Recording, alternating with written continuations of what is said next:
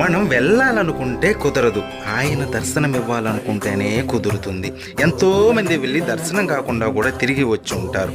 మీకు రహస్యం చెబుతాను, వినండి.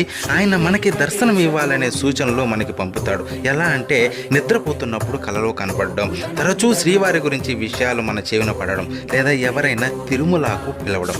ఈ విధమైన సంకేతాలు కనబడితే వెంటనే బయలుదేరండి కొండకి. కానీ ఒక్క విషయం, అక్కడ మనం దర్శించుకునేది మామూలు విగ్రహం కాదు, సకల జగత్తును నడిపే శక్తి స్వరూపం, బ్రహ్మాది దేవతలు దర్శించుకునే విరాట్ స్వరూపం అది. విగ్రహ రూపంలో కనిపించి భ్రమింపజేసే శ్రీవారి రూపం అది. చక్రవర్తులు, సామంతులు ఆయన దర్శనం కోసం బంగారు వాకిలి ముందు పడిగాపులు కాశారు.